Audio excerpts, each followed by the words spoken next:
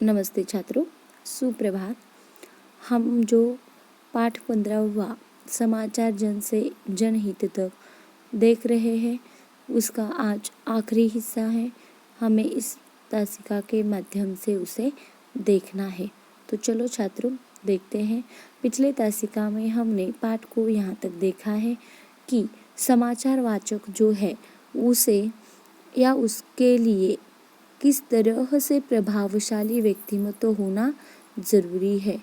उसमें आवाज़, उच्चारण की शुद्धता, भाषा का ज्ञान, शब्दों का चढ़ाव और उतराव एवं भाषा का प्रवाहमयी होना बहुत ज़रूरी होता है।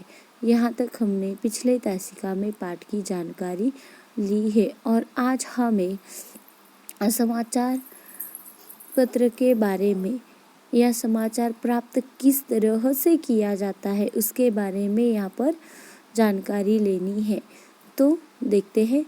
समाचार पत्र, रेडियो और टेलीविज़न में समाचार प्राप्त करने के अनेक साधन होते हैं, जैसे समाचार एजेंसियाँ, संवाददाता, प्रेस, विज्ञप्तियाँ, भेंटवार्ताएँ, साक्षात्कार, क्षेत्रीय जनसंपर्क अधिकारी, राजनीतिक पार्टियों के प्रवक्ता, मोबाइल पर रिकॉर्डिंग की कोई जानकारी, सारे विश्व में समाचारों का संकलन और प्रेषित करने का काम मुख्यतः समाचार एजेंसियां करती है।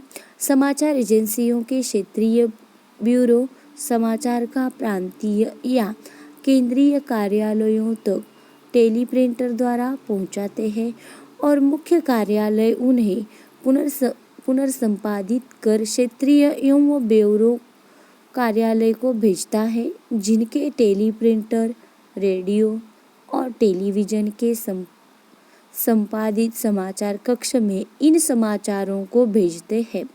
भारत में मुख्यतः विदेशी और भारतीय समाचार एजेंसियों में writer, press trust of India (PTI), United news of India (UNI),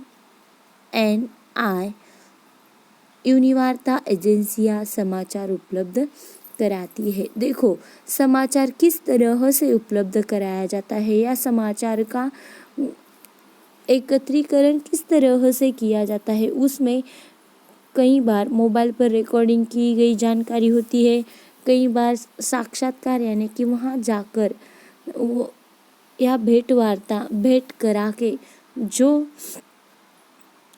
उन्होंने खबरें लाई होती है और इन सारे माध्यमों से समाचार को इकट्ठा किया जाता है। समाचार को उस ब्यूरो में लेकर जाते हैं और फिर समाचार छपाई के लिए आगे जाता है। आगे देखते हैं। इस तरह से समाचार को एकत्रित करने का साधन, उसमें समाचार एजेंसियां, संवाददाता है, प्रेस, विज्ञप्तियां, भेंटवार्ता, साक्षात्कार, यही तुम्हें ध्यान में रखना है। तो आगे देखते हैं। समाचार का एक अन्य प्रमुख स्रोत है प्रेस।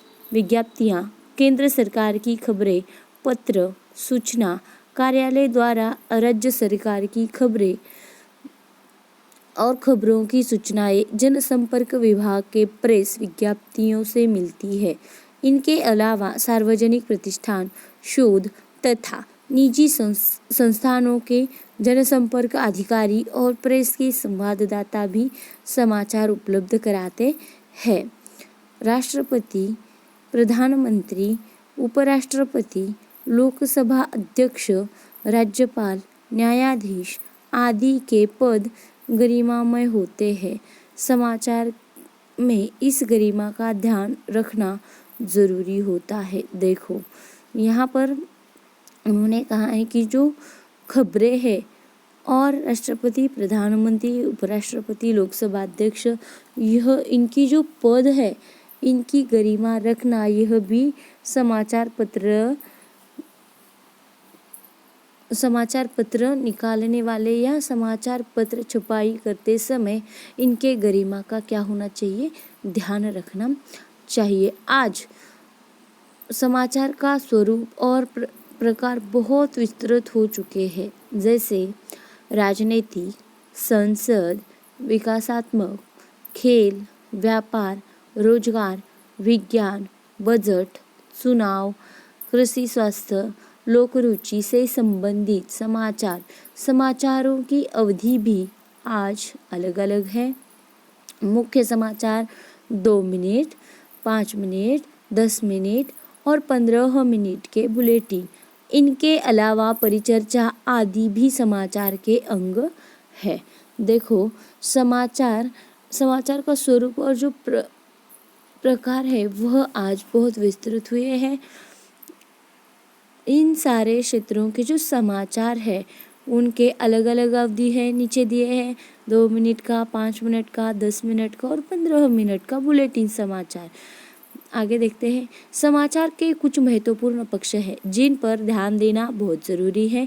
समाचार की भाषा सरल हो, समाचार के वाक्य छोटे छोटे हो ताकि आगे वाले को जल्दी से समझे, इसीलिए ध्यान में रखिए। समाचार की जो भाषा है वह कैसी होनी चाहिए? सरल और सहज। वहाँ के समाचार के वाक्य छोटे छोटे होने चाहिए। प्रदेश और क्षेत्र की भाषा की गरिमा में अनुकूल वाक्य हो।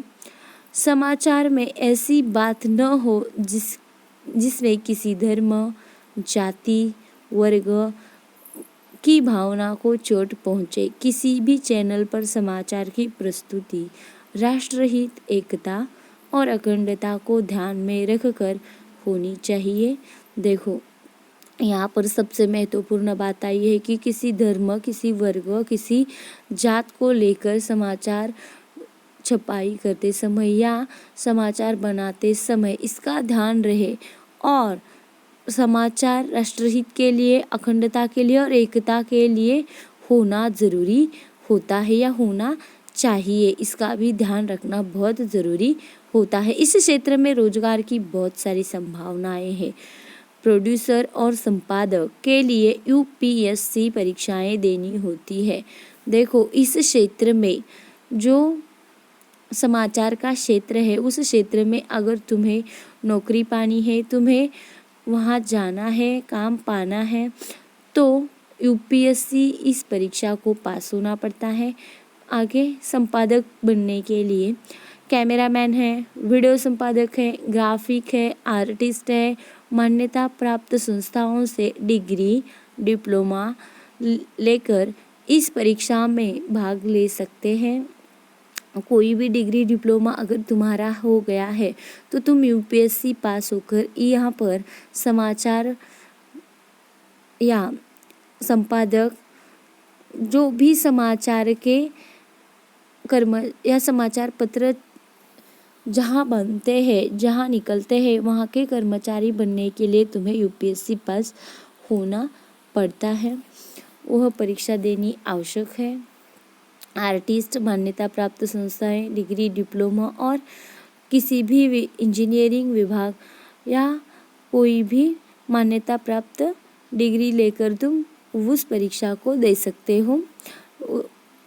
संबंधित परीक्षा में सफल होकर तुम्हें क्या करना है कि रोजगार प्राप्त करना है। संवाददाता और समाचार वाचक भी स्वर परीक्षा, साक्षात्कार आदि द्वारा निपुण हो सकते हैं। दूरदर्शन में जितना महत्व पर्दे पर आने वाले रोगों का है उससे तनिक भी कम महत्व पर्दे के पीछे काम करने वालों का नहीं है। इस क्षेत्र में अपनी योग्यता, क्षमता, प्रतिभा के अनुरूप रोजगार प्राप्त होता है। देखो, यहाँ पर काम करना, इसके लिए योग्यता चाहिए, क्षमता चाहिए और प्रतिभा, तभी यहाँ पर रोजगार पा सकते हैं। आखिरी भाग, वस्तुतः रेडियो, समाचार पत्र और टीवी पत्रकारिता एक मिशन है। उत्तरदायित्व और कर्तव्यनिष्ठता, देश के प्रति जागरूकता और सामाजिक सरोकार के दायरे में जनहित का महत्व। समाचार संचार के क्षेत्र में जनहित एक मशाल है और पत्रकार उनकी एक एक किरण है। आवश्यकता इस बात की है कि सब मिलकर देश को गौरवान्वित करें। सफलता, राष्ट्रीय एकता, अखंडता, सद्भाव और भाईचारा से प्रकाशमान करें। देखो, यहाँ पर कहने का तात्पर्य है कि हमारा उत्तरदायित्व यह है, उस मिशन का उत्तरदायित्व यह है कि देश के प्रति जागरूकता करें, सामाजिक सरोकार करें और जनहित का महत्व यही उन्हें देखना है। और उसके साथ साथ उन्हें सफलता, राष्ट्रीय एकता और अखंडता को ध्यान में रखकर काम करना है। इसी तरह समाचार जन से जनहित तक, इस पाठ में इन सारे बातों का अभ्यास हमने किया है। यहाँ पर पाठ समाप्त होती है। जो हमारी अगली पाठ है उसे हम अगले तासिका में देखेंगे। धन्यवाद।